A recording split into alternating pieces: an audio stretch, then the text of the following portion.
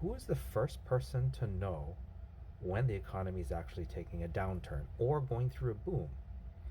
Well, the federal government is the last to know. When you hear a report on the White House or you hear about the Treasury Department lowering the interest rate on mortgages, which they've done just recently, it's dropped from 7% down to the high fives right now, and who knows how low it's going to go.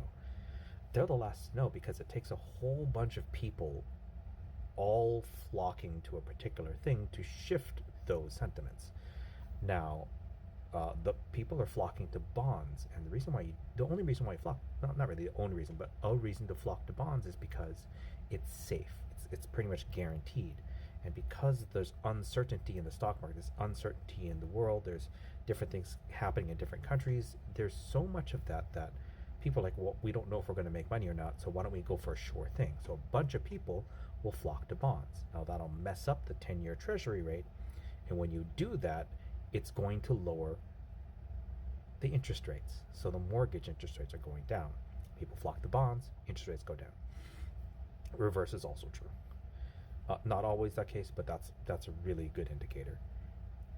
Now, just before them, Wall Street will know, and this would be like the S&P 500, the Russell 2000. And the difference between those is the S&P 500 has all the gigantic companies in there, and the Russell does not. So if you want to find out what the big seven, I think it is now, that are doing stuff, you look at the S&P. If you want to see what the regular small businesses are doing, you look at the Russell, or medium-sized businesses, I guess. And so they'll get to see what those sectors are doing kind of on a macro level. Now, before, like kind of in the middle, you have medium businesses. These are people like car dealerships. These are sectors. These are people who can handle ups and downs a lot better. They don't have to liquidate their industry. They don't have to give discounts quite yet because they have much more padding and cushioning in their operation. The second the second to know would be small businesses. These are like the taxi drivers, the just a small salons. They have to be incredibly nimble because if they have a few really bad months, it might bankrupt them.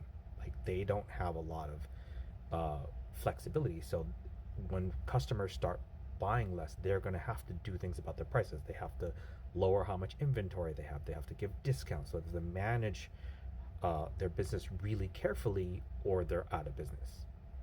The people who know first are the truckers and people in shipping, the people that services those small and medium-sized businesses. Reason being is because they get to see how many people order cars, and if they have less shipments going out all across all the car companies or dealerships, and they know the whole car industry is slowing down. They get to see products not being, like if they have a slowdown in orders, they get to see what people aren't buying anymore. Like people are starting to pull back, and that pullback would be a recession, or like a major pullback in spending, because we are a spend economy, and once you stop doing that, you have a recession. So the truckers are the people to ask, hey, how's everything doing? How's the trucking? Have you gotten a lot of shipments for whatever? They will know first. And not just an individual trucker, like the trucking company, so they get a larger macro level of what's happening in these businesses, as compared to, let's say, a small business. You know what's happening in your business, but you don't know what's happening in all the small businesses. So there you go. Truckers know first. If you want to know what I personally use to manage all these things, this is what it is. I basically made myself an Excel file. I'll make that available to other people through Patreon. But over here, it's basically you can input how much you want to invest, how much per month, and you can change all these numbers, your personal ones, and it will change all of these numbers. So you can see how it compares to other parts of the market. Now, some of these down here, you have kind of explanations of what, credit unions versus banks, retirements, savings accounts, all of that, and the kind of the difference of what those do. Here are explanations of what the market does, explanations of companies like Tesla, or why people buy gold.